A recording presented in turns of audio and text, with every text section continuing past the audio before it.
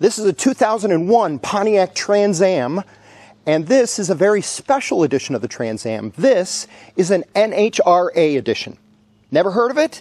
Well, stick around in this video. I'm going to tell you all about the NHRA edition, when it was offered, how many were built, and what's special about it. And then I will also tell you the sad story, unfortunately, of the owner of this car, and why the car is currently for sale. So, for all of that, stick around.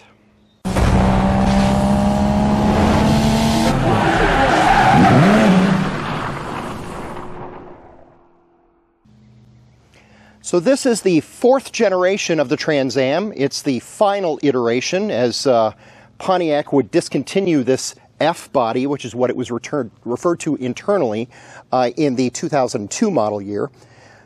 This vehicle is available in 3 different trim levels. So, and it's a little confusing. For Pontiac, if you ordered a Firebird, it was a 3.8 liter V6, kind of a base model of this car.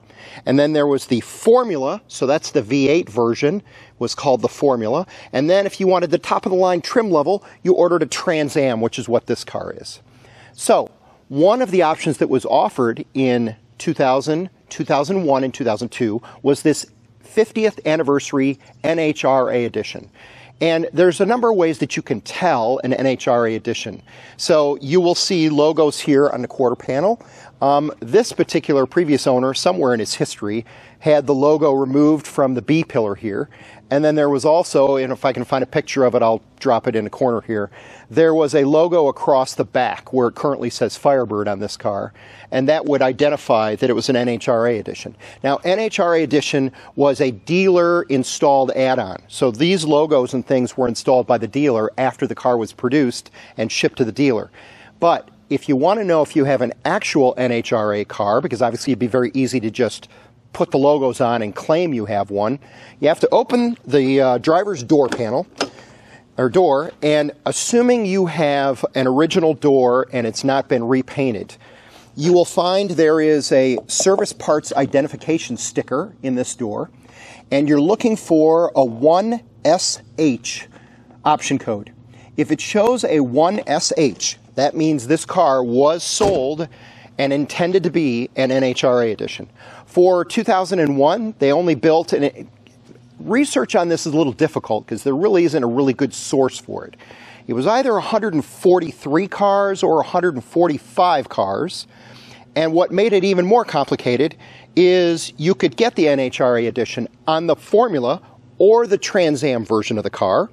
And so if you got one that was a Formula, the logo here would actually say Formula NHRA. And obviously on this one it says Trans Am NHRA. So the logos are different. Other than the logos, it really, while it adds a couple of different options that were already available, there's a power steering cooler, there's a Hurst shifter. It was a $1,070 up to $1,095 option, depending on what year you ordered this car, 2000, 2001, or 2002. There was nothing internal to the engine. There isn't more horsepower. So it's a special edition, but it's really not super special when it comes to that. So at this point, let me give you a tour around the car and kind of show you some of the features. And I want to show you that a previous owner has dressed up this car to look like a W6S Performance Edition when it clearly is not. One of the things you'll notice about this car is the hood. And this is the Ram Air hood. As you can see, it's got the logo on it. It says Ram Air. This is the hood that was sold with WS6 editions. If this were just a base Trans Am, which is actually what this car is, someone obviously bought this hood and put it on this car, you would not see these 2 front nostrils, as I call it here. You would only see the lower ones. But someone has spent, at the time, you could order the hood for $900 and swap the hood out on this car. And then if I walk around back, I will show you that somewhere in this car's history, they put the WS6 Performance Package logo on the back. They dressed it up and wanted you to think it was a WS6, but in reality it is not. And of course this is the same with the NHRA edition. If you want to know whether it's really a WS6 or not, it has to show up here on this service parts identification sticker. And in this case, it is a 1SH, which is an NHRA edition, and my understanding is you could not order WS6 and NHRA. You had to order one or the other. One of the other ways to identify this as being just a base Trans Am as opposed to a WS6 is the WS6 option package came with 17-inch wheels. So if you look these, it would have said WS6 in the middle instead of ABS. These are actually 225/50 R16s, and a WS6 model would have come with a 245 17-inch wheels instead of 16-inch wheels. So it still has its base Trans Am wheels on it, despite the fact that they've put the WS6 logo and the WS6 hood on this vehicle. Now, as I walk around the car, one of the ways you can tell a formula from a Trans Am is the Trans Am will have these fog lights just on either side of where your front license plate would go, whereas on a Formula they're pushed out to the side.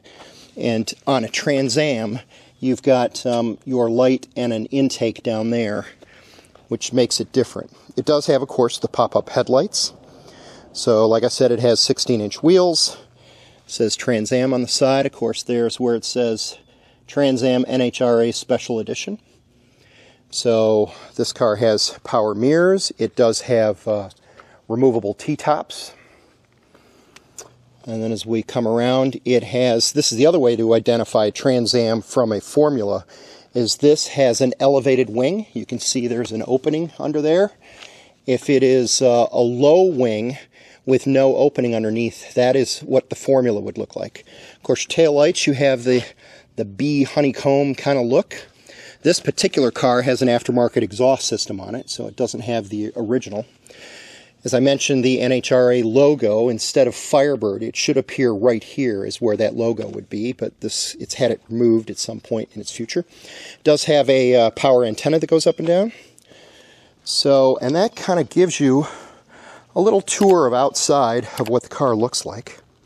And this one is in particularly a really nice shape.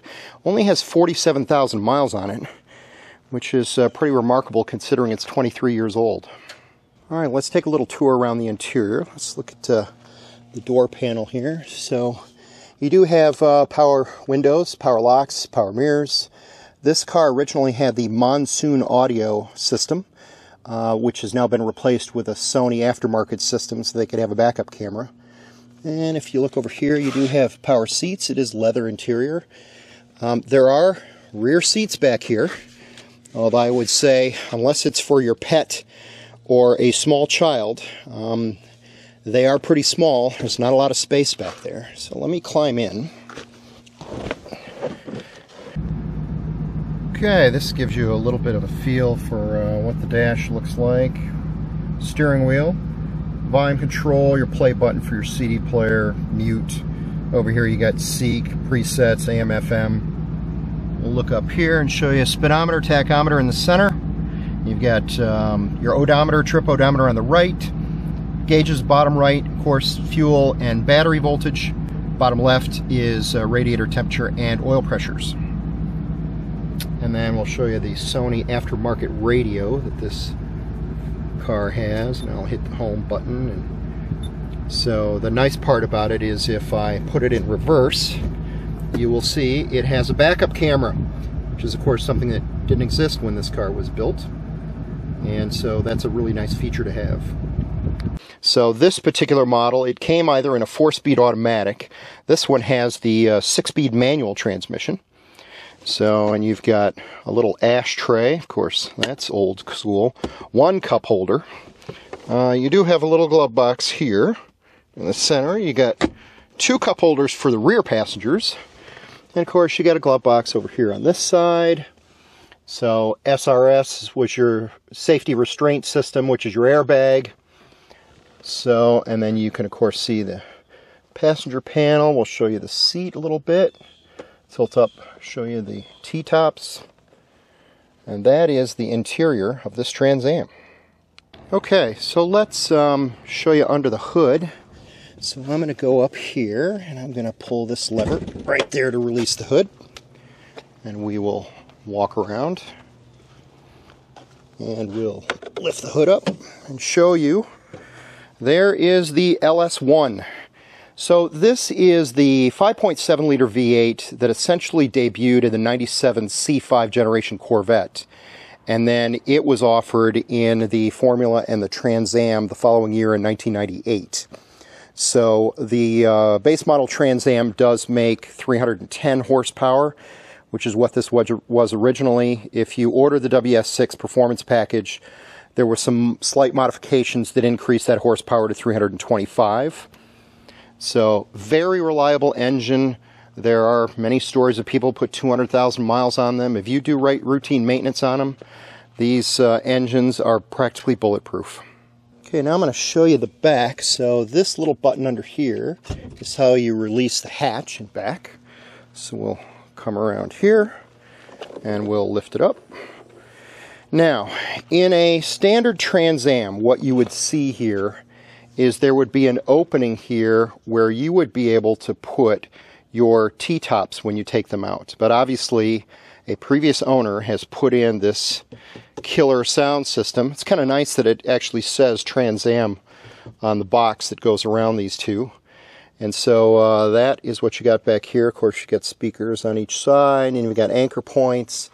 So, but yeah, normally your T-tops would slide down into this area where these speakers are. All right, let me hop in and let you hear what the exhaust sounds like. I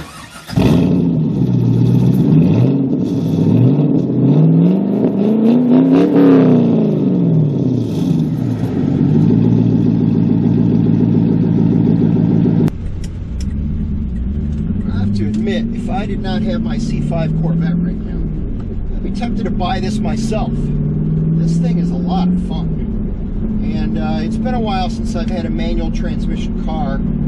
That would certainly make it much more appealing to me. And I think it's going to make a lot more appealing to buyers of this car. They'd rather have this than that 4-speed automatic that it came with. I probably drove the car 40 or 50 miles in the afternoon I spent with it for this video. The visibility was excellent, except for the rear. The seats were very comfortable, and while I did not push it hard, I did accelerate hard one time and chirp the tires in second gear. I can totally see why people love these cars. And personally, I love the looks, even with the nostrils, as I call them, in the ram air hood. For 2001, Pontiac made a total of 10,861 Trans Ams, but only 97 of them came in the NHRA Special Edition. Total NHRA Special Editions over the 3 years was less than 900, which explains why you rarely see these anymore. This one has a couple of the usual cosmetic issues you find with the F-body cars. Cracks in the plastic on both the driver's and passenger door panels, one small crack just below the vent on the top of the dashboard. Otherwise, it's in remarkable shape for a 23-year-old car. This particular car belonged to a friend of mine, and he had always wanted a 4th generation Trans Am.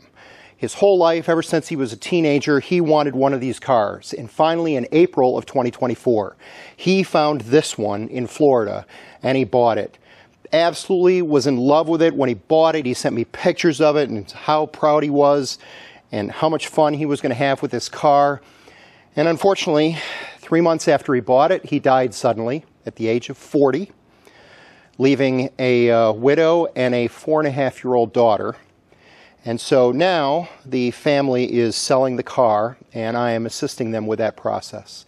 So if you happen to be watching this video and it's September, October, November of 2024, the car may still be for sale. You're welcome to reach out to me, and I can touch base with you and let you know if the car is still available.